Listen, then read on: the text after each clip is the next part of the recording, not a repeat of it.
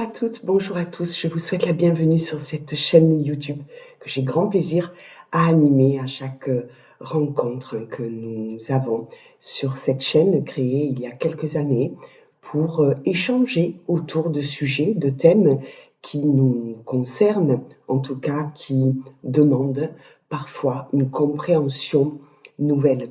Donc je suis Maguelone Bon, thérapeute énergéticienne, médium. Et je me fie à la guidance, bien sûr, de mes guides, et puis également à vos interrogations nombreuses par mail. Et je vous remercie pour votre fidélité, votre présence, vos pouces levés, ainsi que pour vos commentaires qui m'arrivent par mail essentiellement. Et je vous demanderai pour l'avenir de cette chaîne que ce soit aussi des commentaires postés sous cette vidéo, des fois un petit cœur ou une appréciation permet à l'algorithme de YouTube de rendre davantage visible cette chaîne, voilà, pour qu'elle ne soit pas amenée à disparaître. Je suis allée il y a peu visionner le film Gourou, avec certes un brin d'appréhension en me disant, est-ce que, une fois encore, les sujets tels que la médiumnité, la thérapie énergétique, les médecines parallèles, vont être mis à mal, jugés et bien sûr relégués dans le sombre. Et puis, j'ai su apprécier cet exemple qui est très en lien avec la vidéo précédente. Il est question, en effet, de cette dualité, l'ombre et la lumière. On a tendance à, surtout en travail énergétique, en soins individuels ou collectifs sur des ateliers, on sait comment passer de l'obscurité vers la lumière en créant une modification intérieure, davantage de conscience, donc de prise de conscience, une plus large ouverture d'esprit, un regard qui est lui aussi modifié sur soi et sur l'univers si grand qui nous entoure. Plus rarement, nous parlons d'être dans la lumière, puis happés par l'obscurité. Et pourtant, dans nos actes du quotidien, c'est fortement possible. Pourquoi ? Parce que les humains que nous sommes sont parfois dans de grandes incohérences. Et c'est celles qui nous font vaciller, douter et faire des choix qui ne sont pas toujours en lien avec ce qu'est venu expérimenter notre âme. C'est un parcours initiatique, tout cela. Sans spolier, je dirais juste que ce film met en lumière ce choix que l'on fait, à mon sens, au petit jour, en verbalisant ou juste dans son esprit, pourquoi pas, si cela vous est plus confortable. Oui, je marche dans les pas de la lumière divine, absolue et authentique. Merci pour ces cadeaux et ces bénédictions, ces signes, ces synchronicités qui me parviennent aujourd'hui. Ça vous aide à vous placer du côté que vous souhaitez expérimenter. Alors parfois, le ciel a de drôles façons de nous montrer des pistes de réflexion à prendre en considération parce que les signes sont justement côté obscur. Je vais vous parler de 2 oracles, mais aussi de livres. Lorsque j'étais enfant, j'ai découvert la lecture Et ce fut cet apprentissage un des plus beaux jours de ma vie. J'ai su lire avant un bon nombre d'enfants. Et mes premiers bouquins n'étaient pas forcément Les Malheurs de Sophie, la comtesse de Ségur. C'était Allan Kardec, médium du 19e siècle. Pourquoi ? Parce que je savais, sûrement par des vies passées, d'enseignements reçus, que tout ce que je ressentais, tout ce que je voyais, était là pour quelque chose. Ce fut en quelque sorte un mentor. Le spiritisme, lorsque l'on va sur ce chemin, parce que on a ce que l'on appelle des dons. Dans le don, c'est pas toujours facile, parce que vous vivez dans ce monde très matériel. Enfants mêlés à d'autres enfants qui ne comprennent pas toujours le langage des oiseaux que vous avez. Et il est nécessaire d'apprendre à vivre, de s'adapter, de se taire aussi. Il n'y a pas si longtemps encore, on brûlait les sorcières. Mais cette différence, si vous faites le choix sain et lumineux de l'accepter, de vous remplir de connaissances, c'est ouvert, je crois, à bon nombre d'entre vous qui regardez cette capsule. Et je crois aussi que ça vous permet de répondre à des interrogations que vous avez, qui sont restées trop longtemps, à mon sens, sans réponse. Allan Kardec, c'est un de ceux qui a ouvert la voie du spiritisme en le mettant justement en lumière. Et ça a autorisé, ça a permis à des êtres de mieux comprendre leur corps multidimensionnel, leur être en profondeur. Tout le monde ne s'y intéresse pas, certes, mais je trouve pourtant que c'est un outil très aidant. Quand je vous dis, souvent en consultation privée, de vous protéger, de vous entourer de lumière divine, absolue, authentique, ce n'est pas pour rien. C'est parce que tous les jours, nous sommes sur ce cheminement terrestre et nous appréhendons l'ombre autant que la lumière.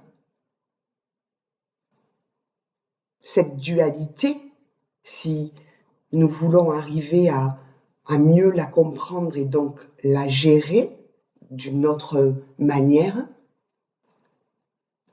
c'est capital de savoir d'où ça vient et ce que l'on peut trouver en ce sens pour s'aider dans notre journée, par exemple, dans notre quotidien.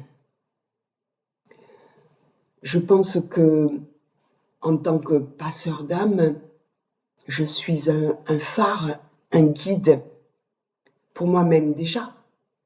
Donc bien sûr que je travaille à faire remonter ma fréquence vibratoire parce que j'ai besoin d'être et de me sentir en sécurité pour recevoir, entendre, comprendre les messages de ce monde invisible. Le jour où mon taux vibratoire baisse, peut-être une maladie passagère, je n'ai pas la même journée. C'est pareil quand vous venez en consultation, chez moi ou chez mes consoeurs et confrères. Assurez-vous que vous êtes à la bonne place, au bon moment. Ça, c'est une question de discernement, de libre arbitre, que l'on a tous, y compris de l'autre côté du voile. Si l'âme refuse de suivre la lumière divine de son guide, c'est son droit. D'une manière terrestre, une personne aussi a le droit de ne pas vouloir avancer, en tout cas pas au même rythme que vous.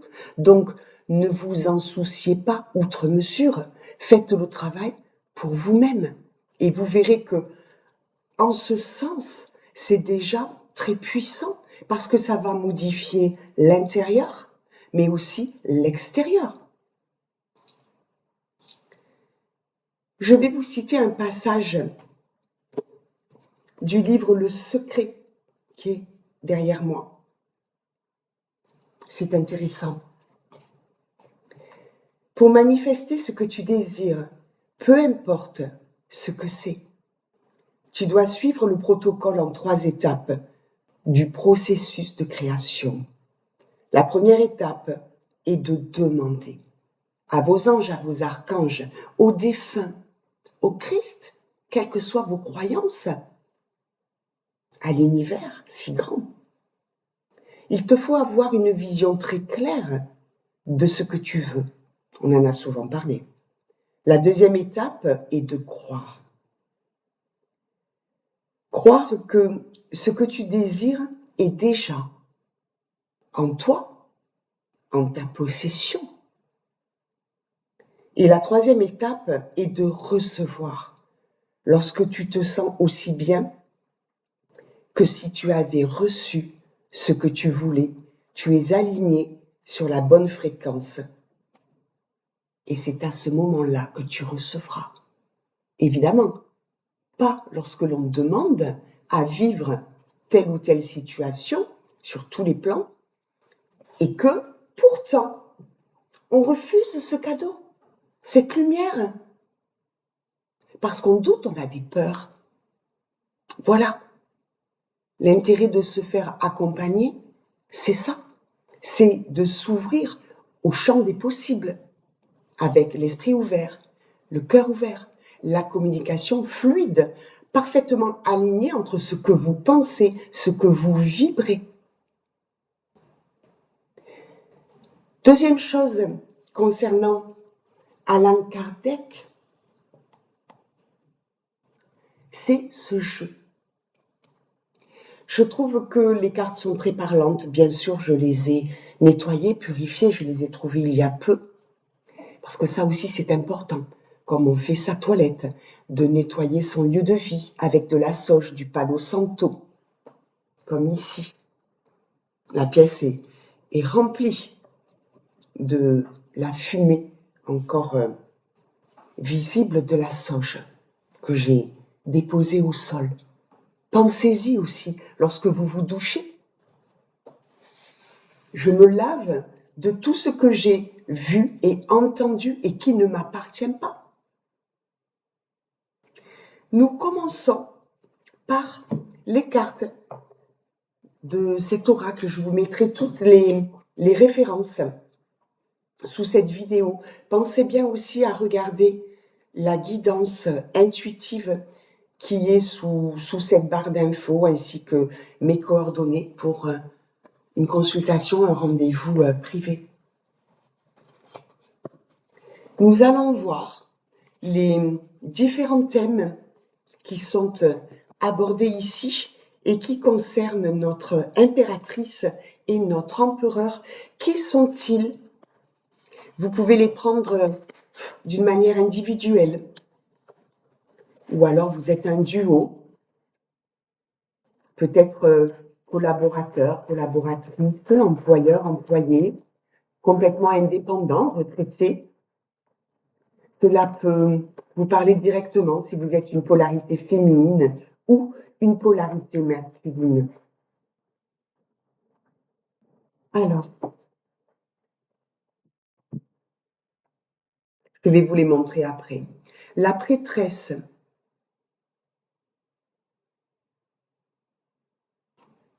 Je vais mettre un peu de lumière.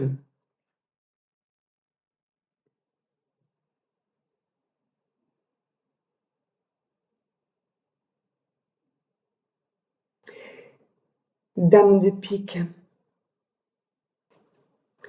On nous parle ici d'introspection.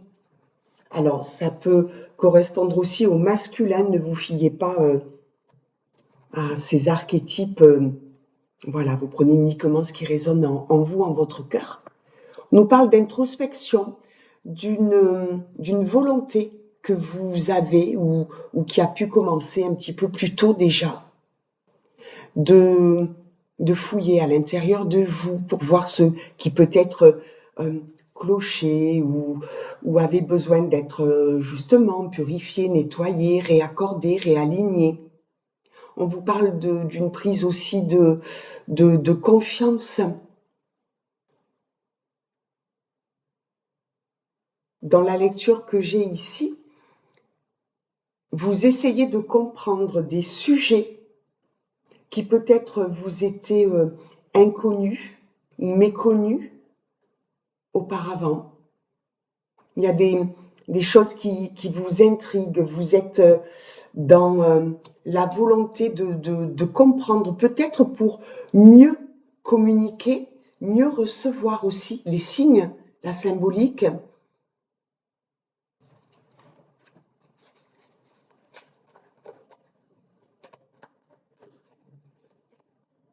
Il y a peut-être un lien entre vous qui vous permet d'avancer sur votre parcours. J'entends lien karmique. Lorsque l'on apprend par des situations des fois troubles, justement obscures,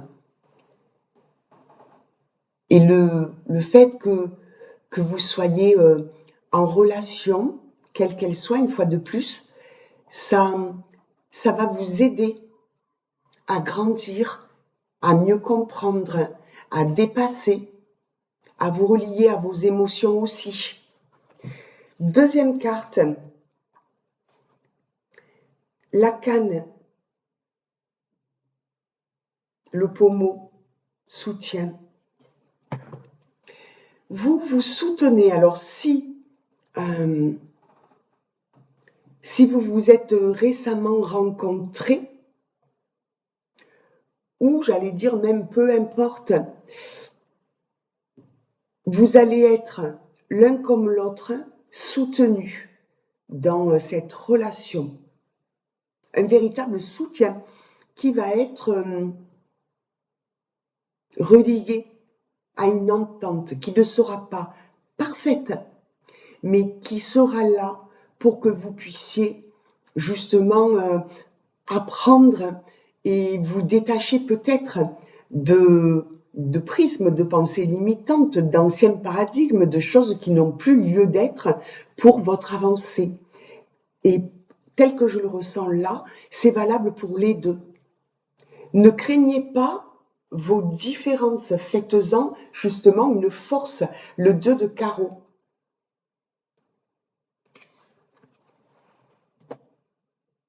C'est dans l'obscurité que l'on voit la lumière. Il est possible que vous côtoyiez une personne qui vous fait vous poser beaucoup de questions que vous n'auriez pas imaginées. Ça va vous aider. Alors, ou ensemble, c'est-à-dire que c'est là pour que cela vous renforce votre union peut-être, votre collaboration, en tout cas votre complicité, votre connivence, mais ce peut être aussi séparément. Cette personne n'est pas forcément en lien avec vous sur un plan, par exemple, affectif, réellement, peut-être une amitié. Mais toutes les concertations vont vous aider l'un comme l'autre, par ces différences, par cette complémentarité, à avancer.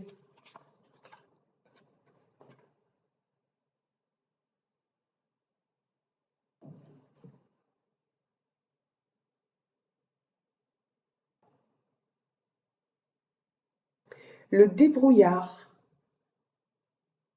c'est écrit tellement petit, excusez-moi, mais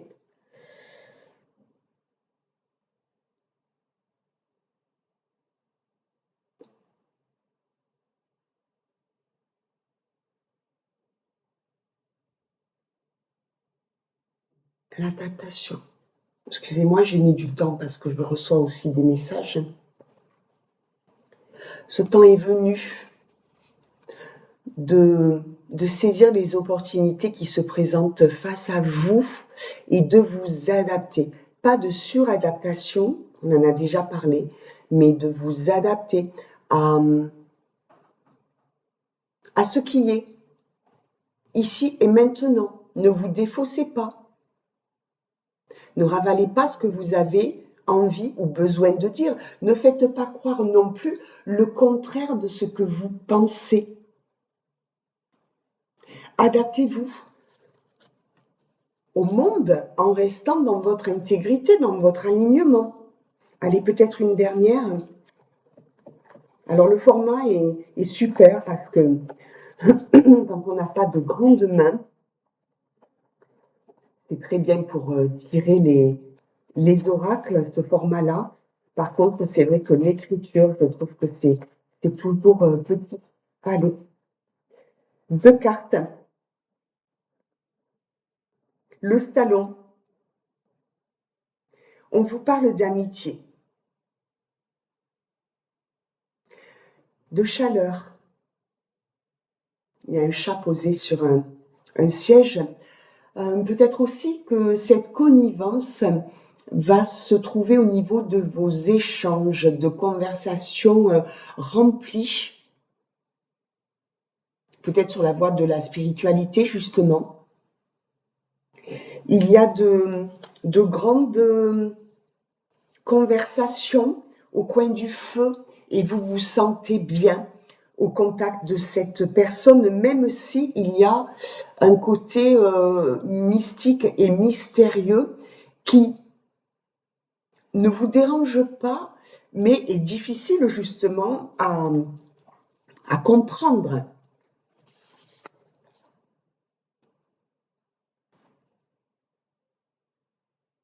Le miroir noir, reflet. Le 4 de carreau. Cette personne, pour moi, vient en miroir. Elle vient mettre de la lumière sur vos parts sombres et, je dirais, d'une manière réciproque. Elle est là pour vous soutenir, on l'a vu, mais vous aussi parce que vous expérimentez chacun la guérison des séquelles de vos blessures. J'entends rejet, abandon. Et vous allez échanger autour de cela, communiquer. J'entends franchise, honnêteté. Évidemment, non. Sinon, ça me paraît compliqué d'aller dans le fond quand on ne s'intéresse qu'à la forme. Voilà. Nous allons continuer avec cet oracle. Alors, pas du tout dans le même esprit. Je vous ai lu un petit paragraphe, mais il va aussi vous apporter peut-être des clés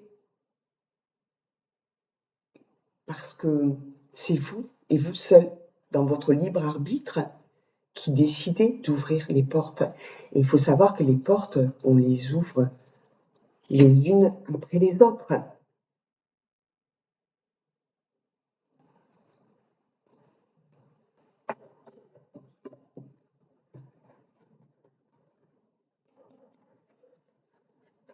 Alors, je vais les mélanger ainsi, dans ce sens, parce que justement, les cartes sont grandes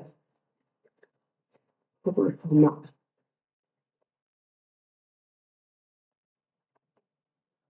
L'apprentissage est important, le chemin initiatique, ce que vous avez envie d'expérimenter là, c'est de dépasser peut-être vos peurs 24-24, quand je vous l'ai dit.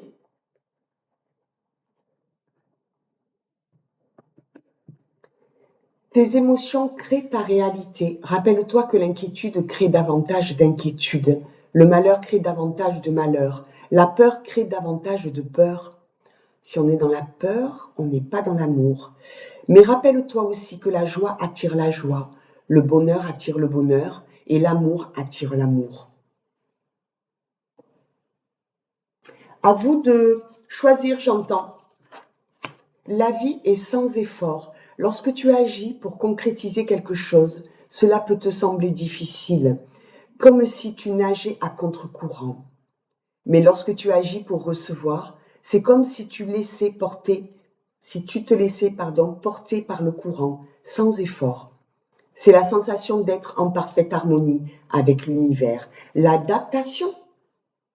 Laissez-vous traverser, même par vos peurs, par ce qui pourrait vous ne pas vous convenir sur un premier aspect. C'est comme si on vous demandait de poser les masques pour rentrer dans le jeu, bien sûr, si vous le souhaitez, et de ne pas vous fier aux apparences qui souvent sont trompeuses. Fouillez, expérimentez cette nouveauté. Après, vous aurez tout le loisir de vous poser la question, est-ce que j'y adhère ou pas? Est-ce que ça me remplit, ça me suffit? Est-ce que ça n'est juste pas là pour me montrer un chemin? Libre à moi, libre à vous de l'emprunter. S'il vous semble lumineux, allez-y. Ne vous retenez pas, ne vous enfermez pas. Je crois que ici, c'est le conseil de nos guides. Voilà, prenez soin de vous. Je vous remercie pour votre présence et votre fidélité et je vous dis à bientôt.